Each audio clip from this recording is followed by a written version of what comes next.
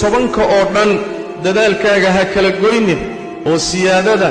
iyo khayrka iyo wanaagga badso si aanan habeennaba kuu dhaafin biidni illaahi tabaaraka wa tacaala. رمضان زمان البركات رمضان زمان الحسنات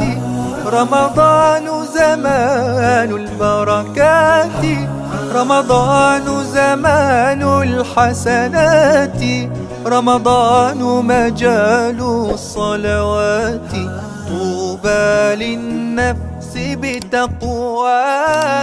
رمضان كريم كريم كريم شهر عظيم عظيم عظيم.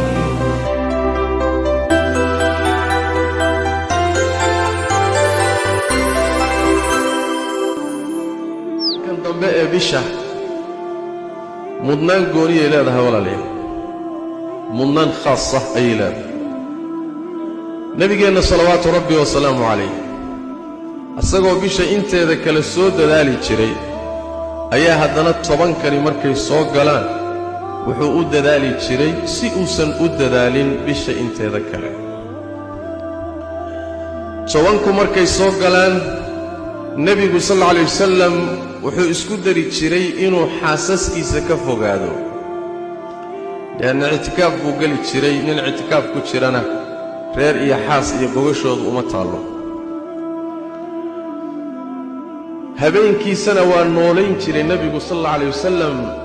oo wuxuu ku noolayn jiray ilaahay taacadiisa, qur'aan akhris,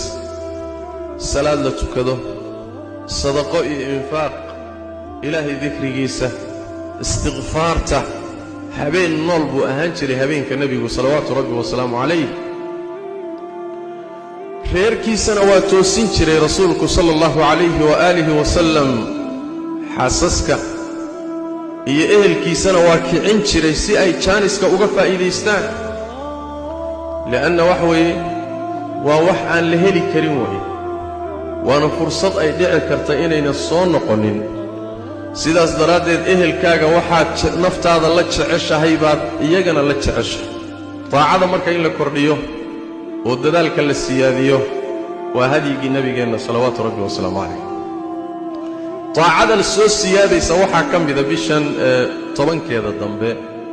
ictikaafka oo nebigeenna salawaatu rabbi wasalaamu calayh tobankan dambe markay soo galaan waa ictikaafi jiray.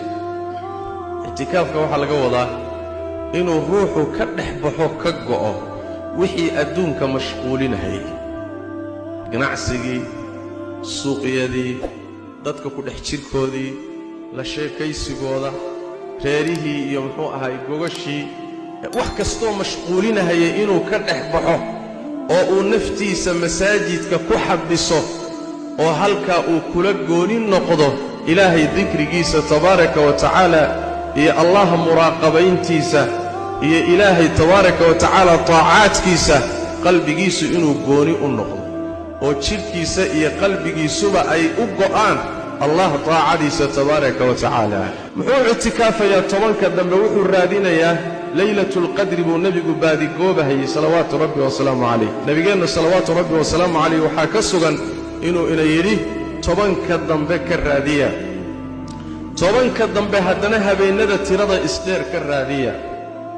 haddii xataa aad caajisto oo lagaa tambato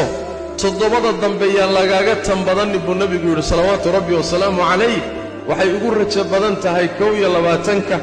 ama 23-ka ama 25-ka ama 27-ka ama 29-ka. waa habeennaday ugu rajo badan tahay. nebiga sal alla alay wasalam axaadiistiisa waxaa ku sugan habeenka 27 si khaasa axaadiid ugu soo aroortay, 21-kana axaadiid khaas ugu soo aroortay baa jirta. warka marka laysku celceliyo culimmadu waxay leeyihiin waana ra'yiga xoogga badane, habeen khaasoo sannad walba ay tahay ma jirtee si axaadiista macnaheeda kulli ay sax u wada noqdaan oo loo kulmiyo. sannadba meel bay gashaa oo sannad waxaa dhici karta inay 21-ka ku jirto, sannadna 25-ka ku jirto, sannadna 27-ka, sannadna 23-ka. waa fadiilo warwareegaysoo marba meel buu alla geliyaa tabaaraka wa tacaala. adiga marka haddaad tobanka dambe oo dhan habeenadeeda kulli dadaalka isku bixiso shaki wuxuusan ku jirin meelay martayba inaad heshay inaad haleeshay ood heshay ayaa soo baxaysa biidni illaahi tabaaraka wa tacaala marka tobanka oo dhan dadaalkaaga ha kala goynin oo siyaadada iyo khayrka iyo wanaagga badso si aanan habeennimo kuu dhaafin biidni illaahi tabaaraka wa tacaala nebigeennu salawaatu rabbi wasalaamu calayh waxyaalaha aad uu inoogu wax way inoogu jideeyey waxaa ka mid ah